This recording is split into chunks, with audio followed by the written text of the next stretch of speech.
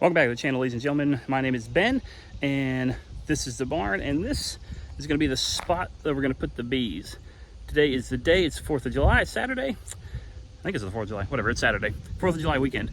And right here, we've got some thicket that I got to take down. This is the back side of the property from the house. So all of this is going to get mowed. All of the trees back here will eventually be gone. You'll be able to see it's about a 60-foot drop all the way down to the creek back there. But I'm going to get in here and mow some of this out with my lawnmower slash bush hog because the blades are dull. So I'm just going to go ahead and tear it up the rest of the way. And yeah, and then we're going to go do some bees this afternoon.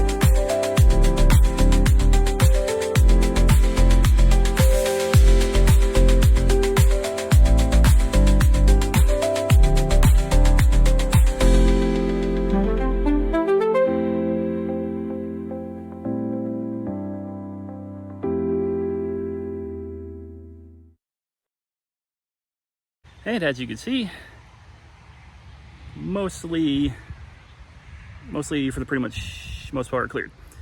So that's pretty good. That'd be a good spot for the bees. We'll put a couple right there. It kind of goes straight in that it pitches down a little bit over. So we're going to put them right along the ridge right there. Yeah, right there. And we'll go get the bees later this afternoon and we'll come back. All right, we're back at the old bee yard at the other property. Bees are flying, checking me out. So as you can see, we equalized in another video. Nice extractor there. There's some junk out here. It's going to get cleaned up. I know it's just ignore all that. Yeah, I know. It's disgusting. So we have double deeps here. So what I'm going to end up doing is I was hoping to do this really nice and easy and streamlined, but I'm not a commercial beekeeper. I don't have specialized equipment and unfortunately, I'm going to have to do this the old fashioned way. So what I think I'm going to do is I got my truck here backed up. I'm going to suit up here in a few minutes and then I'm going to take the hive apart, as if I'm doing an inspection of the hive. So what we'll do is we'll just drop down the tailgate right next to the hives. I'll probably move 2 hives at a time, but I'm going to drop it down and I'm going to take it apart piece by piece and then pretend I'm doing an inspection, smoke them, keep the bees on the frames, and then I will stick the bottom board on the truck and then reassemble it on top of the truck, which I know is not very efficient and probably not the best way to do it. And it's also midday, so all of the forager bees are out and about. Anyways, yeah, this is definitely not the most efficient way to do it, but unfortunately, I think like a lot of you, maybe this is a good way to look at it. Look at that angle. A lot of us that aren't quite at that next level, that are, you know, sideliners or hobbyists, whatever you want to call it, and you're trying to get to the next level, and you see all these people, all this specialized equipment, you go, well, I can't do that. Well, I mean, you guys just saw me, you know, I know this video is one video, but earlier this morning, a few hours ago, I mowed the backyard with my mower, and it wasn't the most efficient thing. It wasn't a bush hog, but I was able to clear the land to get it ready for the bees. And I mean, if you want to start a business and you want to do something, you just got to do it. Yeah, it's going to take more time and more effort. I'll probably move 2 hives at a time. They're palletized. I don't know if you guys can see, but I have them all on pallets. So there's 2 per pallet, right? So you got 2, 2, 2, and then 2 over there. So what I'll probably end up doing is I'll probably just move 2 at a time. So I'll get 2 right now, and I'll film that so you guys can see that. I'll get suited up, smoke it, and then I'll just move them over a little bit at a time. So I'll move 2 today, 2 tomorrow, and then I'll be back at work. So I'll try to move the rest this week as well. But I think this is a good way to do it because I will lose foragers, of course, which is unfortunate. But what I'm going to do is the foragers will probably migrate to another hive, or what I might do is I'll put a pro nuke box here with some foundations in it. And so when those foragers come back, of course, they won't have the regular hive, but they'll have the pro nuke. They'll move there. And then when I come back another time, I'll try to come early in the morning, or I'll try to come in the evening when everybody's home, close it up, take it to the new property, which is on the other side of town. So I don't want to have to worry about them, you know, flying back here. It's too far away. It's probably 6 or 7 miles away. So that's what we're going to do. So I'll get suited up here in a little bit and have you guys watch me break this down. It's going to be a learning experience for both of us. All right, just a quick rundown of what I'm working with. Got the smoker, of course. Got some cotton. Have a stapler, and I have some tape. Now this is like sheetrock tape. You see it's obviously going to be breathable. I'm going to use this to put along the front on the entrances up there. I'll probably pull the entrance reducer out. I'm going to smoke them, and then I'll also put this in front of the inner cover. The inner cover obviously has the hole in the front, and that way I can just leave the hive kind of intact as it is, and they won't be able to get out or escape. I want to do that so I can have plenty of ventilation. It's hot outside, so we are going to try to move it this way, and like I said, I'll break it down piece by piece. So we'll start, obviously take the top box off. I'll probably leave it telescopic on. I'll go ahead and seal the inner cover, set it to the side after I smoke it, and then we'll get the bottom box and the solid bottom board and just stick them on the truck, and then I'll strap them down, and then they'll be able to breathe, but we'll still be able to move them. And yep, got my torch here, lighter here just in case, tools. Yo, if you're looking for some gloves, and I'm not sponsored by these guys, these gloves are awesome. This is a company called Apis Tactical. Like I said, I'm not sponsored by them. I don't like the regular white gloves, right, that go all the way up your arm. You just can't manipulate the frames and stuff, and I don't do that barehanded stuff. And these are nice, and they, you know, nice Velcro, thick leather. And just like the regular gloves, I don't get stung through them. They got this mesh on the back, so the bees can't sting you in the back of the knuckles. So yeah, definitely thumbs up for that. I'd get a pair of those if you don't like bee gloves. But that's how we're gonna do it. So we got our stuff. So like I said, we're gonna use that for the entrances and exits. We got the cotton for the smoker, got the smoker right there. I'm gonna get the stapler just in case the tape stuff doesn't sit quite right across the entrance. So we'll see how that works here in just a minute. But like I said, we'll do that, and I'll set you up so we can see, but we're gonna start with hive number 1 here.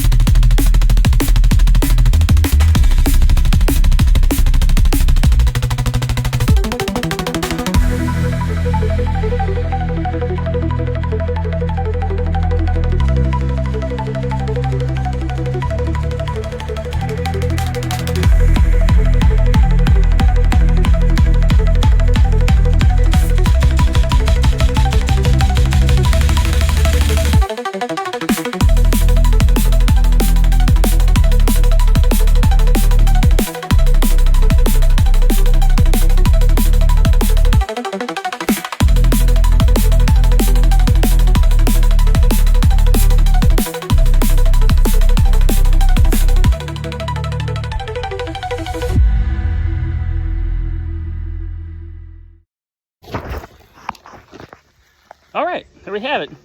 This is day number 2 actually, because I filmed yesterday when I was doing this, and my phone ran out of memory, so stopped after 20 seconds. So that's why you'll notice that there's not 8 hives here, but this is working pretty good. Not too bad. I could do more hives than this, but I just don't want to right now because, well, just cautious. And I got time. So I've got 2 there. I've got 4 more to get. I'll come get 1 or 2 of those tomorrow probably. Move them to the new location, and I'll show you guys the unload. We'll see you in a sec.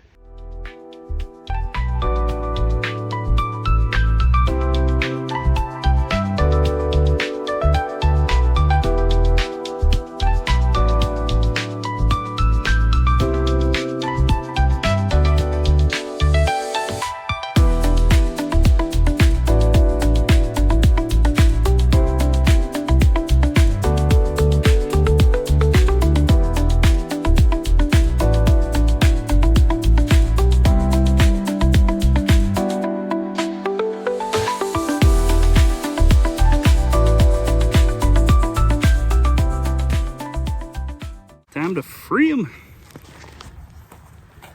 Girl's ready to get out.